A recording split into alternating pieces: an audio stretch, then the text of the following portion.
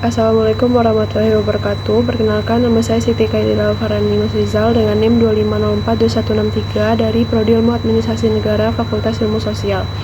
Pada kesempatan kali ini saya akan menjelaskan topik tentang unsur-unsur pokok sistem administrasi negara dengan mata kuliah Sistem Administrasi Negara oleh dosen pengampu Ibu Yulia Hanuselina. Jadi, sistem administrasi negara merupakan keseluruhan unsur yang saling berhubungan dalam penyelenggaraan pemerintahan untuk mencapai tujuan negara. Administrasi negara tidak hanya berkaitan dengan kegiatan birokrasi atau pelaksanaan kebijakan pemerintahan, tetapi juga mencakup nilai-nilai dasar yang menjadi pedoman struktur organisasi yang menjalankan tugas pemerintahan, serta proses yang menjadi pelaksanaan kebijakan tersebut. Menurut Ibnu Kencana Syafi'i, dalam buku Ilmu Administrasi Publik, sistem administrasi negara dapat dipahami sebagai satu sistem yang terdiri dari berbagai komponen yang saling berinteraksi dalam proses penyelenggaraan pemerintahan. Komponen tersebut meliputi unsur nilai, unsur struktur, dan unsur proses. Ketiga unsur ini tidak dapat dipisahkan karena masing-masing memiliki peran penting dalam keberhasilan pelayanan administrasi negara.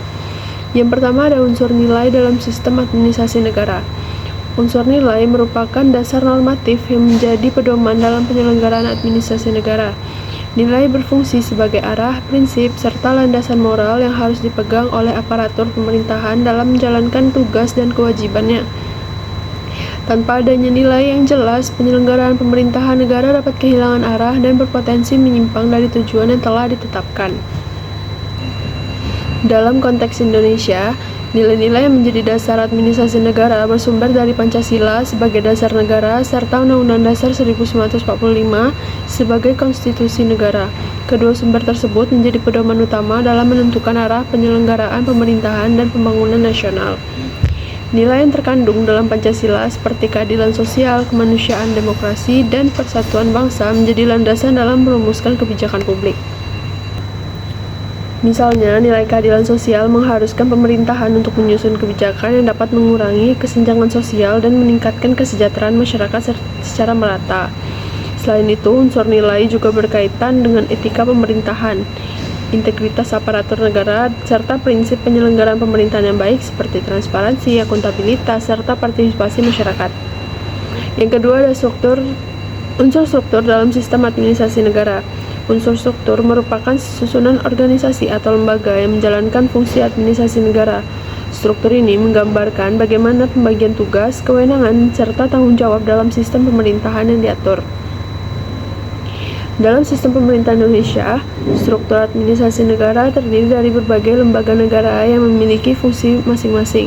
Struktur tersebut meliputi lembaga eksekutif yang menjalankan pemerintahan, lembaga legislatif yang membuat peraturan perundang-undangan, serta lembaga yudikatif yang menjalankan fungsi peradilan.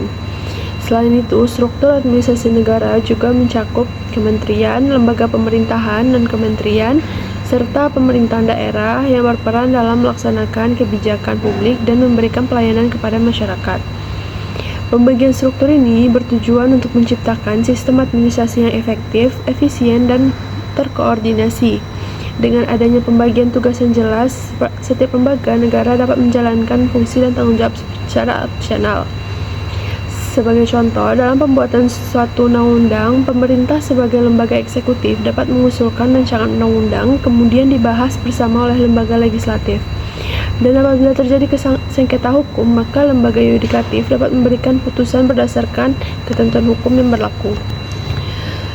Yang ketiga ada unsur proses dalam sistem administrasi negara.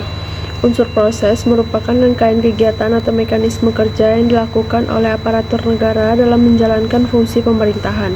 Proses ini mencerminkan bagaimana kebijakan publik dirumuskan, diimplementasikan, serta dievaluasi dalam praktik penyelenggaraan administrasi negara.